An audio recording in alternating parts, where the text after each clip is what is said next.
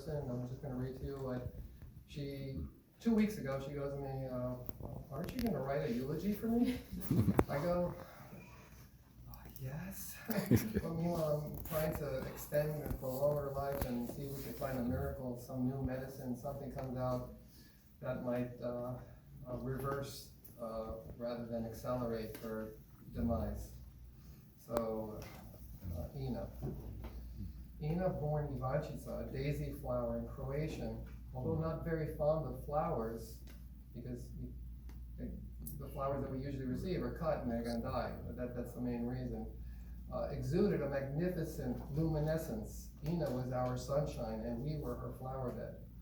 Ina's very action illuminated our lives and provided us with the resolute action and motivation to prevail over any adversity or any challenge.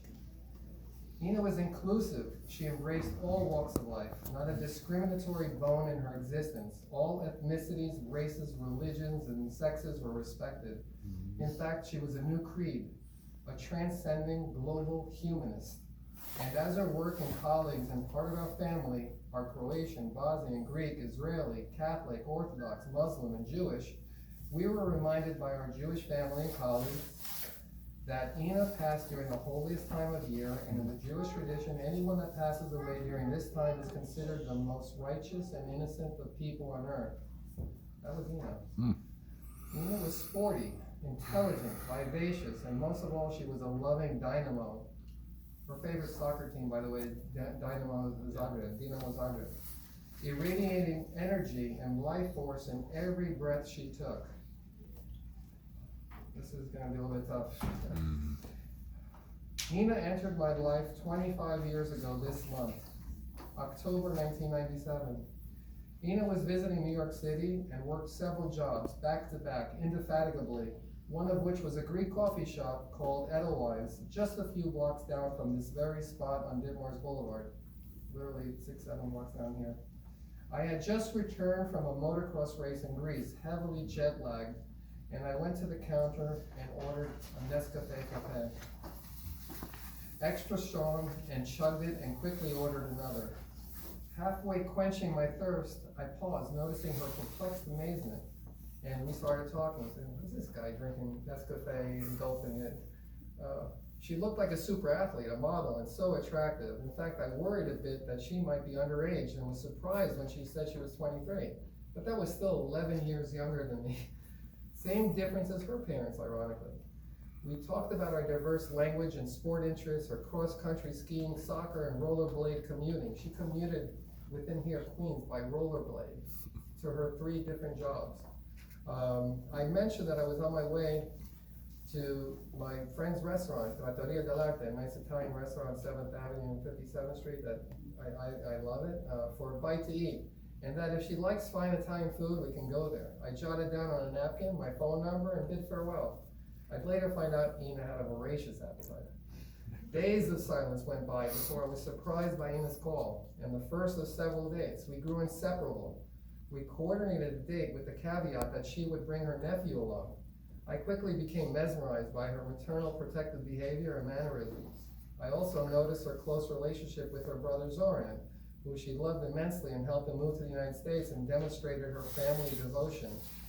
I had to suppress my irrational exuberance and thoughts of marriage and kids, and instead discussed and arranged for the next date to be at Trattoria.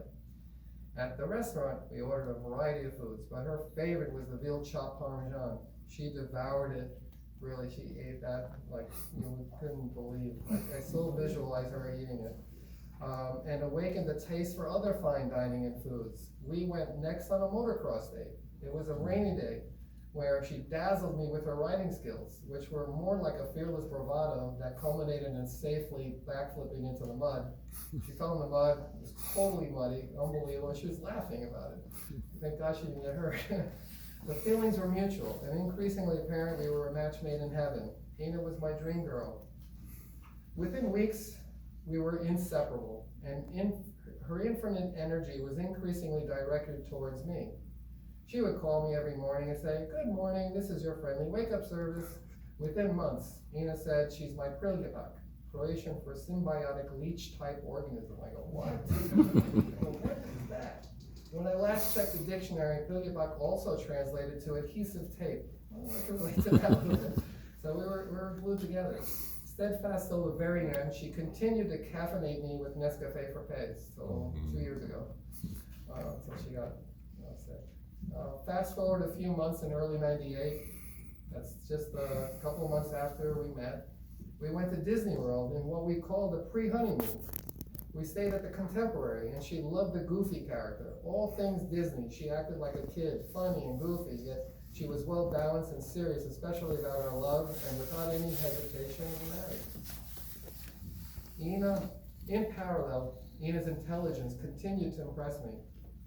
Ina enrolled into Hunter College and took English classes, and with the birth of Michelle, Ina became a full-time mom, dabbling in graphic design and then assisting in building our IT consulting firm.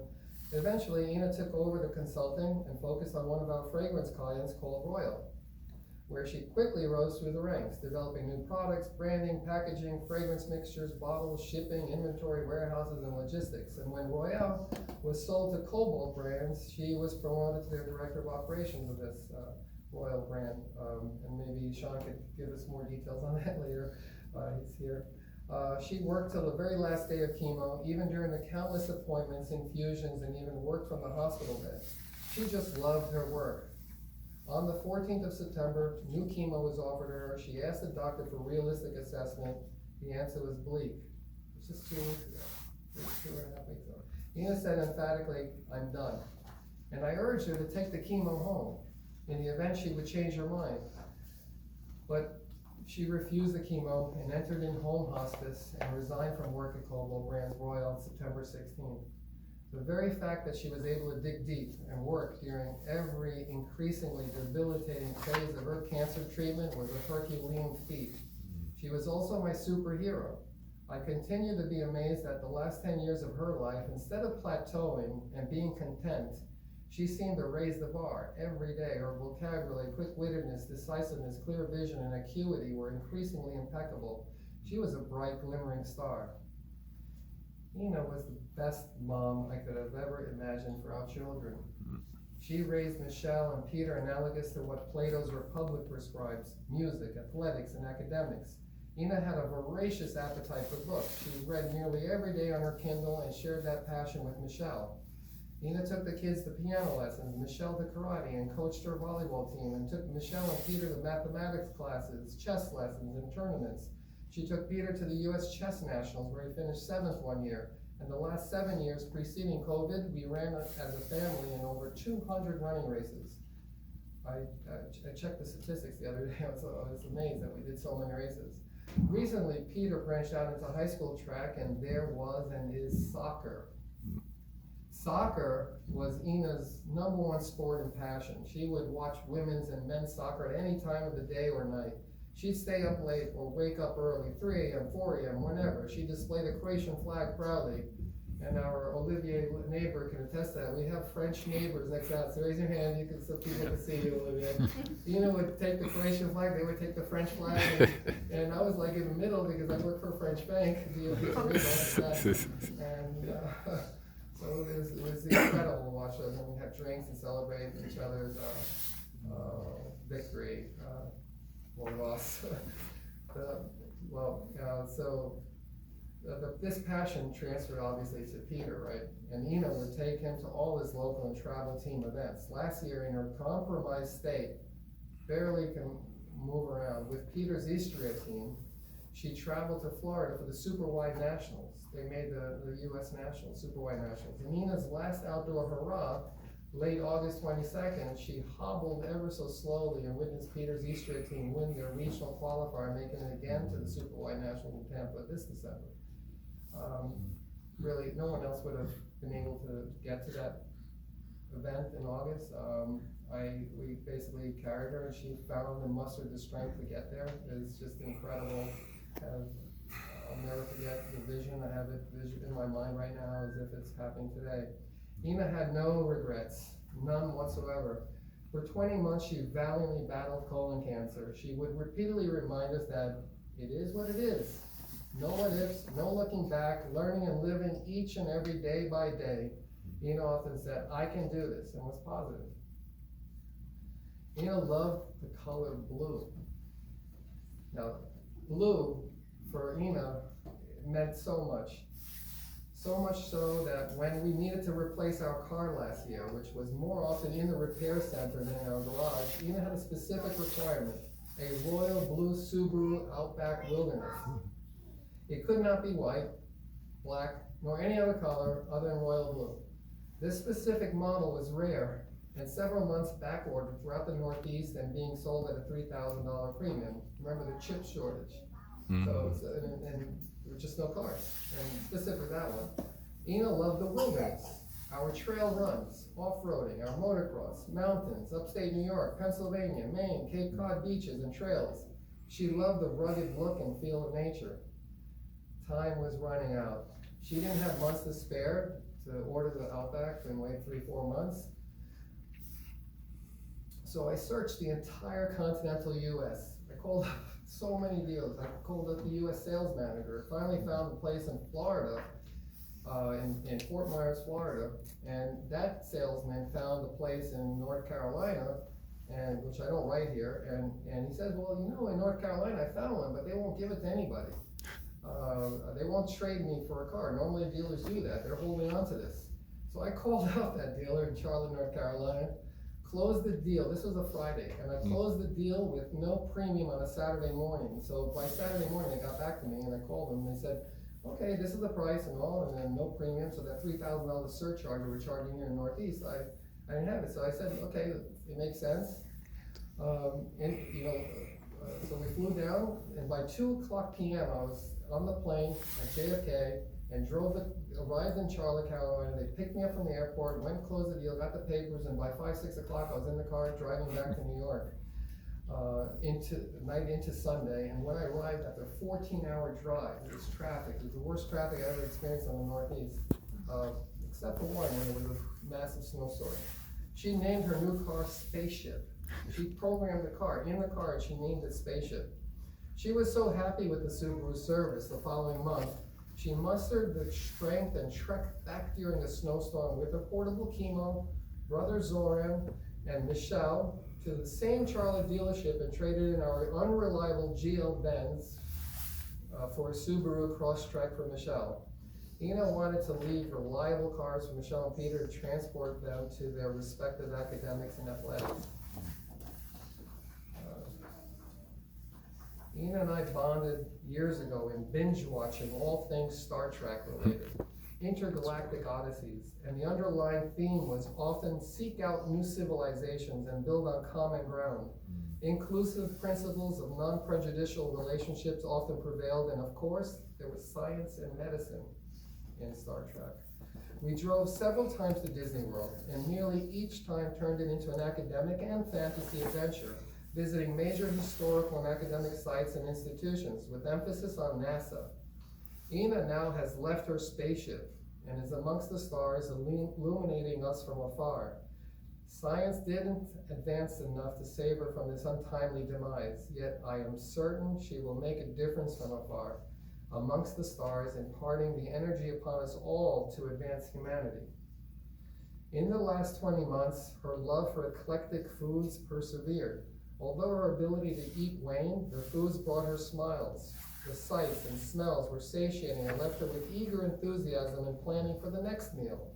We ordered from her favorite restaurants every day, no matter how far: trattoria, Japanese, Peter Luger steaks, Croatian, Polish, German, Colombian, Thai, Chinatown Chinese. I drove to Chinatown, bought food, brought back. And her favorite Greek food place, Bahari, where we're going after this for anyone that can join us. Ina's reciprocated love for Bahari's owner, Anna, had to be seen. And to be seen is that 3 days before Ina passed, she found out, Anna, the owner of Bahari, found out that Ina was passing and ran, dropped her work, took her bag and ran to the house and was caressing, kissing, hugging Ina on her deathbed with oxygen, and told her how much she loves her, and it's amazing. And this is all just because Ina was visiting Bahari, because she liked Greek food, once or twice a week for the last 10 or so years. So that's Anna, Bahari, and Ina. So Ina touched people that really were all over the place. Hence, our last celebratory meal and drinks are after the service of Bahari between 31st and 32nd Street on Broadway, Astoria. I know a lot of you can't make it, but if you could, feel free to come. Ina would love that. We celebrate Ina's life and take solace in the reality that she is now pain-free, and pray that her supreme abilities will continue to illuminate our spirits and empower us to achieve victory in anything we choose to do with vivacity, vigor, and virtue. Ina wished to express her final vision in the following poem that reflects her beliefs by Anthony Dawson. She says, this embodied her. She went through several poems with my cousin Patricia. She's not here today. She's tested COVID, believe it or not. Speak of me as you have always done. Remember the good times, laughter, and fun. Share the happy memories we've made. Do not let them wither or fade. I'll be with you in the summer sun. And when the winter's chill has come, I'll be the voice that whispers in the breeze. I'm peaceful now. Put your mind at ease. I've rested my eyes and gone to sleep, but memories we've shared are yours to keep. Let your sorrow last for just a while. Comfort each other and try to smile. I lived a life filled with joy and fun. Live on now. Make me proud of what you'll become. Remember me, Ina. Amen. Thank you everyone for listening to this eulogy that I prepared for you. Amen. Michelle would like to add something. Thank you so much. Okay. This can't really follow up everything my dad has said, but I wrote some words, so I'm not quite sure where to start. Perhaps the beginning would be what most recommend, but does that mean when I was born? Because I don't really remember that for obvious reasons. Or would it be when my mother was born in June 16th, 1974? Admittedly, I don't really know much about that day either. I was not there. But my mother would tell me stories from her childhood in Croatia. She had this pet bunny that ate through all the cables, a duck that imprinted on her and followed her around for a full summer, and she even dyed her hair blue once. Also, my mother would talk about how her mom would send her to go get bread, but she'd have to buy 2 loaves of bread because she would completely eat one on the way back home. Voracious appetite. Yeah. And then that's not even to mention all the broken bones and noses that she would get just from being free and having fun. Too many for even her to keep track of, honestly. My mom was a wild and free spirit with a large heart, and she kept that attitude throughout the years. But she was also strong. One thing that I left out about her childhood is she lived through a war. She was born in Croatia, but at the time it was Yugoslavia. And then she moved to New York by herself when she was younger than I am. And she got multiple jobs and had an apartment that she shared with her brother, my uncle. And then throughout her adulthood, she battled colitis while raising my brother and I. And then, even though the cancer took her life, she still fought it hard for 2 years to support her family for as long as she could. The sum of all her experiences and her good heart is what made my mother the person we all know, which, whether you know her directly or tangentially. Any animal companion that I decided to bring home, she would take care of immediately. Cats, our dog, lizards, even isopods, which are like little critters that most people would be afraid of. The only thing she ever said no to was a snake, which it's understandable. If I was procrastinating on a school project, she would stay up till the early hours of the morning to help me put it all together, be it a diorama of the Civil War, complete with all those bushes and figurines, or science fair boards for different projects I did through the years, or even a castle that I made for an architecture class. She would do anything I needed to help get those completed to the best of both of our abilities and quality. She was also always there for my friends, to the point that she even considered some of them her adopted children. She would come on school trips, go to sports and events for my brother and I, chauffeur some of my friends and I to various proms. Everyone who met her absolutely adored her, and she was quirky and fun and treated everyone with care and love. In fact, I don't know if it's possible to dislike my mother. At worst, she could be a little stubborn or headstrong, or even a little embarrassing when she would be silly around my friends. But even those parts of her are integral to who she was and what she accomplished in both her achievements and the memories we've made. Every day now, I expect her to walk back through the door. She'd tell me to get off the couch so we could get some supplies needed to build my brother a loft bed, or some insane project from scratch like she did with me all the time. Or maybe I'd walk into the kitchen and she'd be making all my favorites. Chicken noodle soup with just the noodles, no chicken. Or a nice juicy steak on the grill. Unfortunately, that's not gonna happen. At least not like that. But she taught my brother and I so much. So maybe next week we'll be cooking all our favorites. And maybe the next time I have days off from school, Peter, my uncle, and I can work on some project and build something cool. Because that's what my mother would have wanted. She wanted us to learn from her, to grow, and to celebrate her life. And that's what we aim to do. Right on.